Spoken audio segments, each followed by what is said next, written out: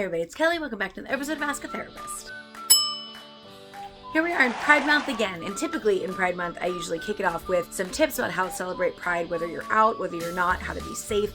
And all of those are still really important, and you can find them on the channel. I really encourage you to go ahead and look at those. They're not really aged out at all. But something important happened last year, and I kind of want to go over it with you. Every year, as you know, it makes a lot of sense for queer creators to be creating content about Pride during the month of June. But I watched some creators sort of have a go at rainbow capitalism, which makes a ton of sense because rainbow capitalism is problematic in a lot of ways. Also, having a go at rainbow capitalism is problematic in a lot of ways. That's another video. But while I watched it, they kind of went at some advertising that was actually centered around the purpose of the pride flag without knowing the meaning of the pride flag. And that kind of got me thinking a lot. How would some people know, right? If you're new to being queer, if you're new to being out, where are you learning about the history of Pride Month? Because unless you're going to search it yourself, it's not like you're learning about it in school. It's not like you're learning about it from your parents probably. It might be hard to find the history of why we celebrate the things we do.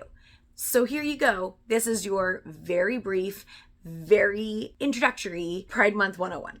So while Pride is celebrated in June because the Stonewall uprising in June of 1969, in reality, the years leading up to that in the 60s as a whole really set the stage for activism in the LGBTQIA plus community. At that point in time, it was illegal to be gay in general. It was illegal to show any kind of gay tendencies. So you couldn't hold hands, you couldn't kiss, you couldn't solicit interaction with another person of the same sex.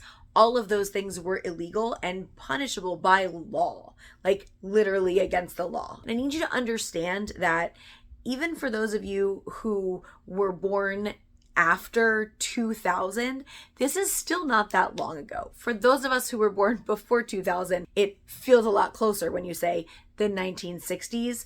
Also, just food for thought, it didn't become legal to be in a same-sex relationship until 1980.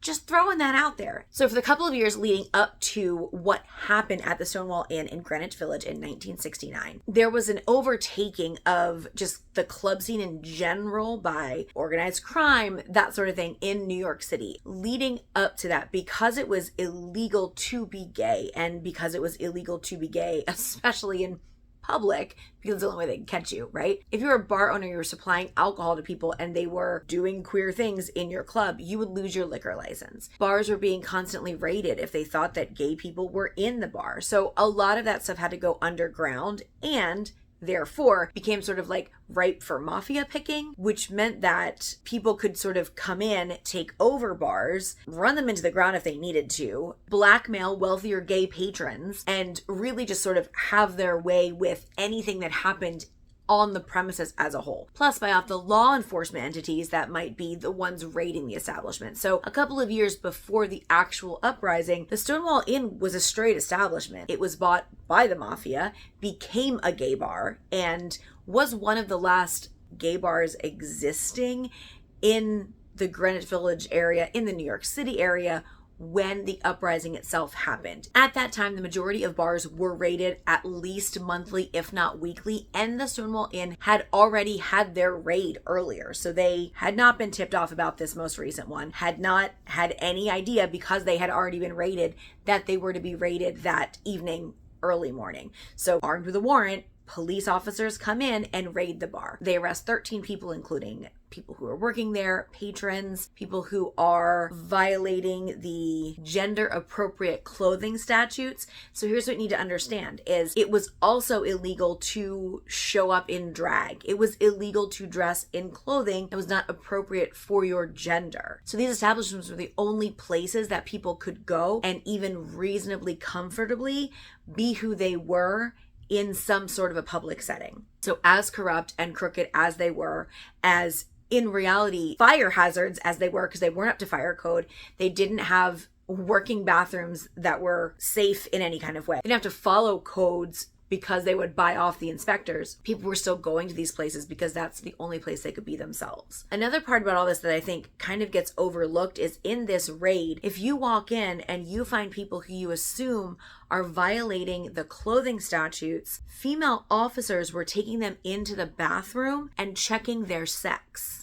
This is what they were doing. This is how they found out if they were violating clothing statutes. They weren't taking them downtown. There was no humane treatment. There was no respect for rights in any way. And I think that's a really important piece that people need to be aware of in such a recent part of history. And this was happening all of the time. It wasn't just happening this evening. It wasn't just one thing that sparked this revolution of people. This was happening for years, and not just in New York City, all over the country. The buildup from all over the country, the buildup from all over the city, from so many bars and so many establishments and so many slightly safe places being shut down and taken from this community over and over and over again. And then one night, the place that in reality, because of being owned by organized crime, was assumed to be the safer of the unsafe options, was also not safe.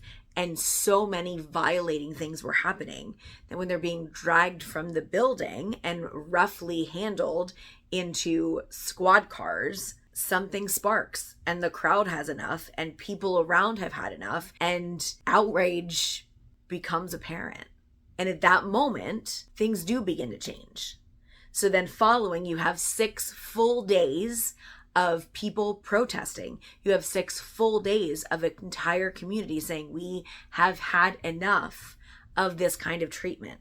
We've had enough of being targeted. We've had enough of being told that we are wrong and terrible and being taken advantage of by everybody. We are not going to accept this anymore. Another thing I think that is so important to really identify about that time in our history is that experience of Stonewall, that day in June in 1969, was only a surprise to white cisgender queer people, or white straight people, I guess. No one who was queer and a person of color had felt safe really ever at that point. No one who was trans had felt safe at that point, because there was no way for them to pass in public. There was no way for them to be themselves in any way and also avoid being targeted by the laws that were in place. It was a time in our history where everyone had to look and see at the unfair treatment that was happening, stop turning a blind eye to something that an entire group of people already knew was happening to them,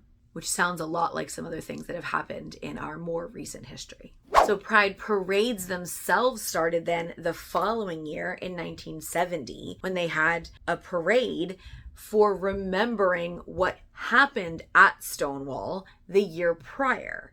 Really, it was so that people wouldn't forget the fact that they did stand up, the fact they did demand just treatment for people, because in a year, people forget things. In a year, injustice is gone from our minds, because the human mind doesn't really hold on to things as long as we would want it to, right? That was the purpose of the parade. That was the purpose of the gathering. It was to remind people that this is something that we felt was important, is something we knew was important, and we can't forget the way this was handled, and we can't forget what we fought for. And that idea and that feeling spread, then becoming an entire month-long reminder that having something to fight for, that having something to believe in and to come together over and to represent who we are as a community as a whole was important. That's why Pride is significant. That's why we still do Pride today. That's why Pride needs to continue as a month from here on out, at the very least, until there is not discrimination for people in the LGBTQIA plus community. So let's talk about people. Hopefully you've heard the 2 names, Marsha P. Johnson and Sylvia Rivera. Both of them are trans women.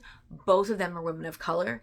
Both of them instrumental in the Stonewall demonstrations. I want to talk to you for a minute about the word riot versus demonstration. These words have become polarizing. The 6 days after the incident at Stonewall have become known as the Stonewall riots. People who are part of the Stonewall Historical Society have time and time again requested that we not call them riots, because the word riot makes it sound disorganized, makes it sound violent, makes it sound like it didn't have a purpose, and uprising makes it sound more like what it is. It was a group of people who were tired of being pushed down, who were tired of being told they didn't have importance, who rose up against something that was being oppressive unjustly. I'm trying really hard not to use the word riot, even though that's the word that I've been educated my whole life to use, because honestly, in some of this research, hearing that it was so important to people who are in this historical society that we not use this word, I'm trying not to use it.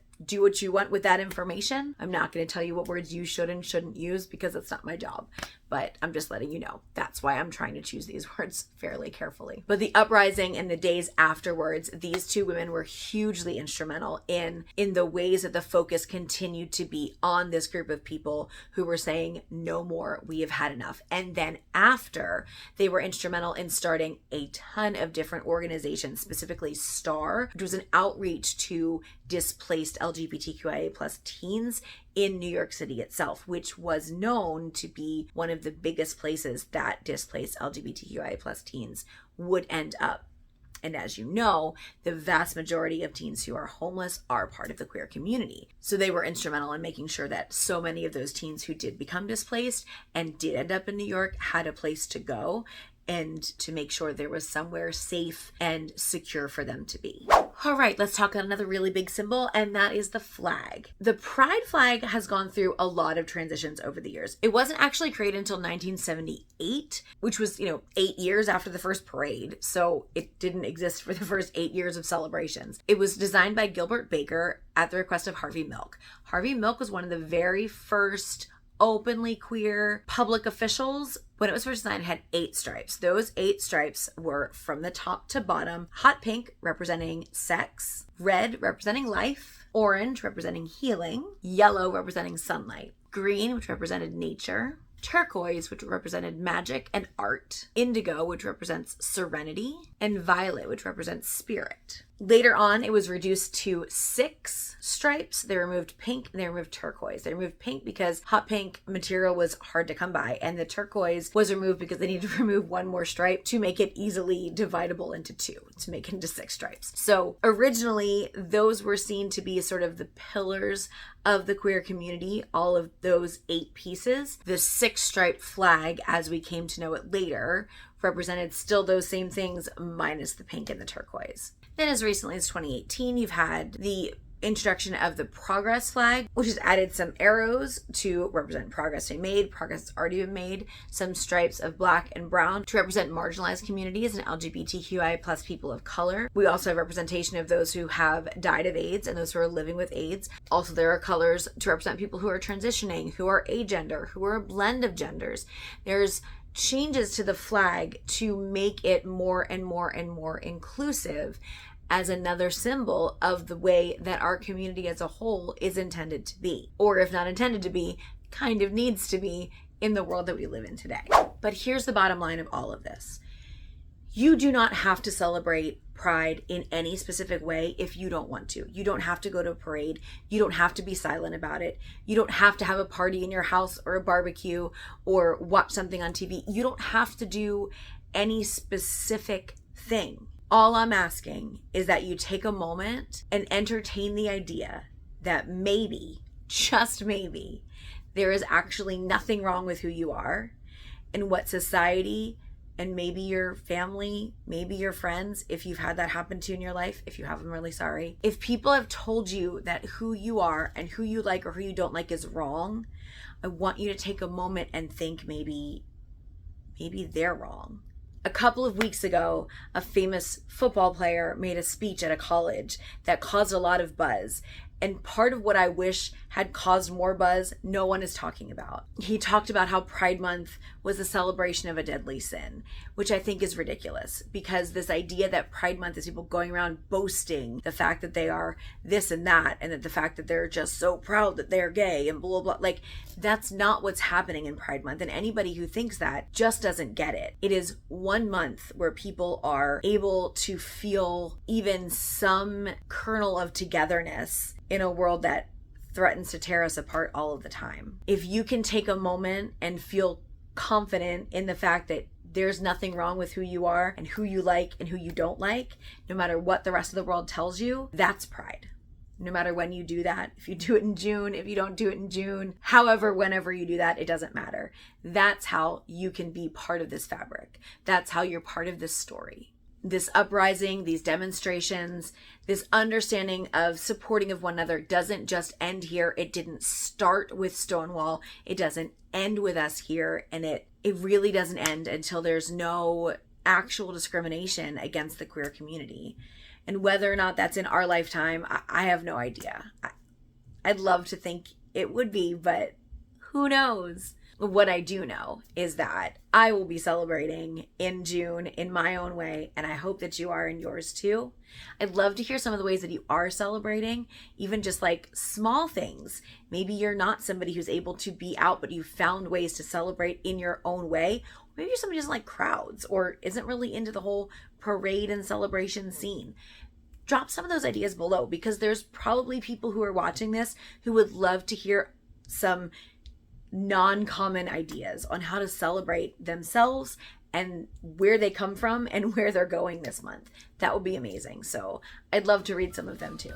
And that's it for today. Thank you so much for being here. I will see you all next time. And until then, take care of yourselves and each other, and happy Pride.